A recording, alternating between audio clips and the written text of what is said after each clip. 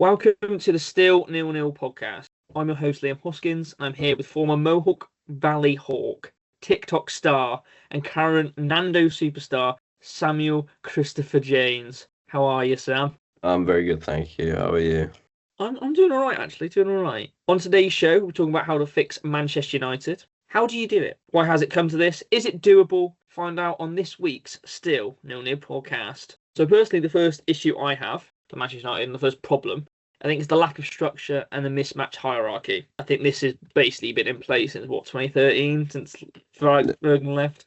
It hasn't really been fixed. Obviously, they've brought in Ineos now, who I actually think is probably going to be the solution to it, if I'm being pretty honest. I think the CEO, Omar Barada, from City, obviously was a good pickup. And I think Dan Ashworth, especially, for me, is the pick. That's the person I would like to talk about more in depth, because I think his backstory is, I think, kind of pivotal for Man United right now. I think he almost might be the single-handed solution. Obviously, he came from Brighton. Obviously, he was at Newcastle before we picked him up. And I didn't realise this. He was at the FA from 2012, 2018, right? And he created the England DNA.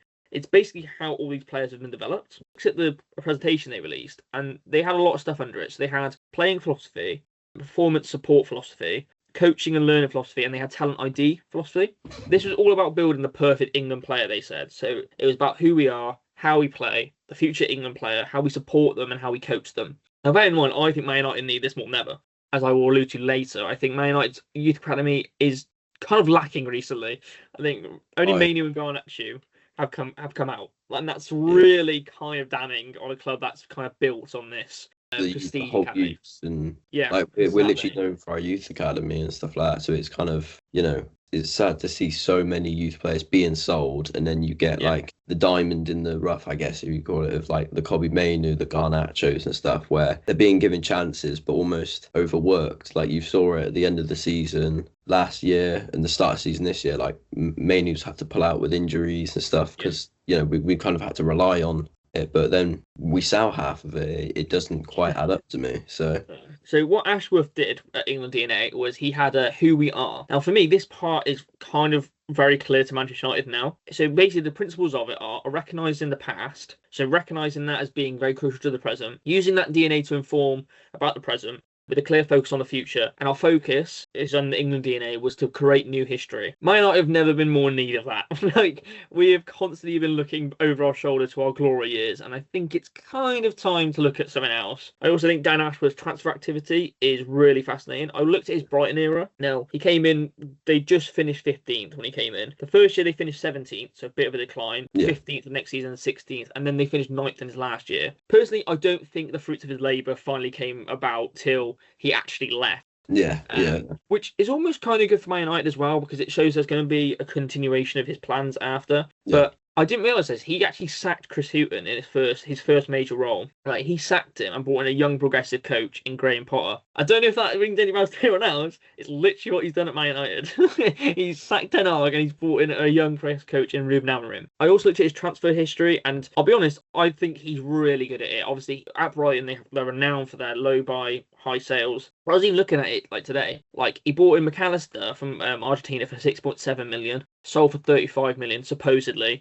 Although a lot of people say that's actually more than what they've sold him on for. He bought people in, like Trossard, signed for 13, sold for 20. And that was only because he had 1 year left on his deal. But even you look at players who have like kind of aged out of the team. Like, you've got Adam Lallana, who bought on a free.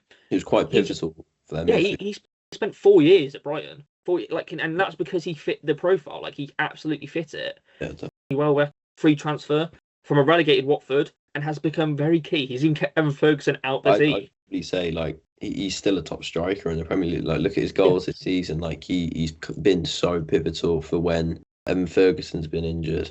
You've got João Pedro that's had to carry injuries. He's kind of the main man that Brighton have had to look forward to. So, on a free as well, and he's been there for a while. He's Premier League proven as well. I thought that was some great business from him. And you've got to know people like, obviously, Moises Caicedo bought under him, sold for 115 million from a £4 million deal. Matoma got bought in from him, 2.5 million. Now older valued nearly 40 mil. Like Cucurella, a big one that's obviously now gone on to win the Euros and all that. These players have all come through Brighton. Now Brighton before him, they were barely staying up. They were like, Yeah. and if you look at like the results aren't impressive when you look at them because obviously they're finishing 15th and all that. If you actually look at the XG, they were like top 10. And finally, when they finally got to that position where they actually turned these players over, Ashworth had left. He'd gone to Newcastle. He had left the club. Was really confident in me is he cleared out a lot of Houghton players. So Chris Houghton players, he kind of cleared them out for Potter play style. He's going to have to do that for Man United. He's going to have to. And I don't think Ashworth, I think, is smart enough to know. Us overpaying, I think, is over now. I think it is. I think Ashworth will look at it and be like, right, he's not worth the price we're willing to pay. He's just. I mean, for example, you say like overpaying and stuff like that. Like Anthony overpaid, Exactly. evidently. Like, Yeah. like for me personally, Anthony's a £20 million player. Yeah. That's me being generous, and I don't Yeah. dislike the guy. Don't get me wrong, but he's not worth what we pay for him. But when you look at when Ineos have come in now, Mazraoui, like he's been so pivotal. He's played centre 15 back, million. right back, right wing back. You know, he's been so pivotal, and you can tell it's an Ineos signing because he fits in no matter where you kind of play him. Yeah. Well, he's And paid. he's given solid 8 out of 10 performances every game. There's I not one can't- game where I've seen him where I'm like, yeah, he's not. Yeah, I can't think of one he's dropped a stinker in. I just can't. No, literally. And I think with Masraoui, what's very fascinating is he was considered the risk Yeah, because he was injury prone. They looked at him and they went, oh, but a 15 million price tag for a Man United club who has been spending upwards of like 30 or 40 million yeah. on players who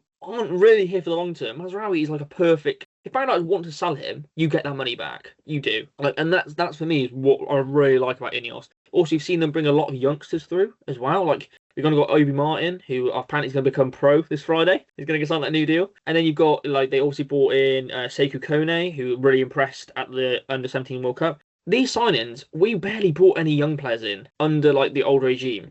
Like, yeah, we bought the old like Garnacho came through. Like we bought him from Atletico Madrid. Carrez, obviously Alvaro Fernandez, we brought him in. But that was like the Man United now going out and plucking these young players and being like, right, we want you for the future. And I think that's what we've always got to look at it with like in recruitment. But I think we'll get into that a bit later. What would you say, Sam, is another problem for you for Manchester United?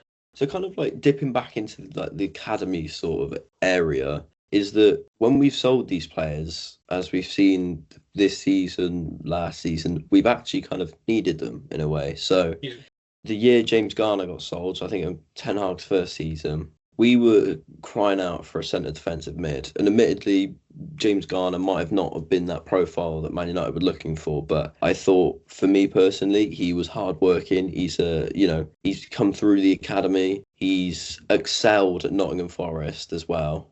That one year, he was absolutely brilliant for Nottingham Forest. I remember watching clips of him, stuff like that. So, it's just not giving these players a chance to break into the first team. So, like, Alvaro Fernandez barely even got pre-season, and we've been crying out for a left back, and we've gone and sold him. And admittedly, in the long run, we could have recalled him and he could have come back. But I don't know, depending on the contracts and stuff, that if he was allowed to play for a certain amount of time after we've recalled him, so he'd still be stuck anyway. But I think it's just I think now with Ineos, they're going to put the player profiles into how Amorim wants to play. And so like the players he would want in his first team, so they can almost get that jump up straight away. So that 16-year-old centre-back that's already left-footed has already been training with the first team and stuff. So, I think now we've got to kind of look at the profiles that would benefit the first team as well as obviously win stuff in the academy. I think that's a big problem because selling our talent and something that we're actually kind of born off is just our youth academy. And, every year we've always got the most academy graduates and whatever. Like, I think the whole academy needs kind of a reshaping, and kind of when we do look at the players, so like the Chobi Martin striker in the academy, I think that's going to be a very good signing. But with it, you've got to kind of be careful with him because, he's 17. He's already got his professional contract waiting for him Friday. So I think with it, I understand why they've sold them. If they didn't fit the system, I get that. But also, I think they've got to kind of be not lenient with it, but also take into account that, so if Casemiro gets injured and Ugarte get injured, who's going to play in that like deep lying centre defensive role? Like somebody who's come through the academy and kind of has played that system, or are we going to go out and buy another £60 million flop? So I'd rather, for me personally, I'd rather give a 17, 18, 19-year-old a chance, a little stint in the first team, see what he can do. especially if he's played under the environment of Amorim's style as well. He can just go straight into it. So that's what I think's kind of let down Man United at the minute. Is just not holding their gems and stuff. So like Alvaro Fernandez has kicked on at Benfica, and obviously, like I said, we've been crying out for a left back because both of ours have been injured. And he's got the player profile, I think, for an Amorim style. He gets high and wide when he needs to. He can play on both feet. He's tall as well, which I think for anyone nowadays is going to be a bonus for wingers and stuff. Yeah, exactly. You know, the way Amorim plays, dropping back, going forward, you know, I think it's perfect. But yeah, I think that's kind of like the one that kind of sits deep with me. But obviously there's plenty more I could have chose from Man United that are wrong at the club. Well, going back to your point about obviously us selling talent, the thing I have a problem with, Man United kind of have to sell these young players because our transfer dealings are so bad. Yeah. So you said about Garner, he got sold to Everton for 10.4 million. Alvaro Carras, obviously Fernandez, he's sold to Benfica for 6 million. Matty Kovar got sold for 5 million to Leverkusen, but then we went and bought Bayindir for 500k cheaper. Willy Kanwala left this season for 9.6 million. Hannibal Mejbri left for Burnley, 6.4 million. Zidane Iqbal, after a good pre-season, got sold for 1 million. Alanga got sold for 17.5 million from Forest. Palestri, he's not obviously an academy player, but he got sold for cheap this season. Maxi Olidelli got sold for 500k. Tenin Mengi, another one who really pressed at Luton, 1.7 million. And they pay back 3. It almost seems like he got sold probably at the wrong time. Yeah. Because Amorim probably would have liked to have a player like him. 100%. And I think there's a few in there, sorry to cut you off, that I think we're crying out for. So like Kwambala, Mengi could have been the backups, and we could have kind of moved on the whole Ollie era. Like the Jose Ollie era, like the Lindelofs and then the Maguires, we could have moved on for the young centre backs, and I think that's something we've kind of be a bit more ruthless with now. Man United 3 exits and 1 January in, right? That is the segment we're going to be doing on this week's Still 0-0. So the players I want out at Man United, I think Casemiro. I think self-explanatory, really, isn't it? Yeah. Like too expensive wages, not guaranteed minutes, and better players in the position available at cheaper wages. So it makes more sense. I think he's also one of the people bringing the standard down and it's not his fault. I think it's just his legs can't do the role. It just can't. Luke Shaw is my next one. I think, look, when Luke Shaw's fit, he's a great player. He is. But how many times do we see him be fit? Is he ever actually fit? Do you reckon he just like 50-50s it? Like, oh, I'll try and get through this game. If not, yeah. Like, do you know what I like to think? Do you know, like Bane with the Venom? I think he just sticks the Venom shot in when like England need him, and then he's like, all right. Yeah. And I think the final one might be a hot take, Marcus Rashford. I think this for me is more for his own sake. I think his time's come to an end. I think it has. I think he's in a position where he either drops a 6 or 5 out of 10. I've not seen a really good performance from Rashford all season. When I watch him, it's, you know, you go back to the system player. I think Rashford needs an arm around the shoulder at the minute, and he needs kind of G'ing up. Like, you know, you're playing football. Yeah. Like, come off social media, come off all of that. So, what would you say? So obviously, go to our 3. Have you got anyone different to out?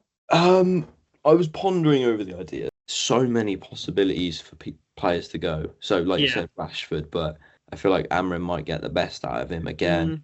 And I was kind of just looking through the squad, and I was a bit like kind of stuck on choice because, you know, there's the obvious ones like Evans because he's older. Yeah, he's gonna walk, isn't he? He's gonna walk. Yeah. So like, you know, you've got possibilities there.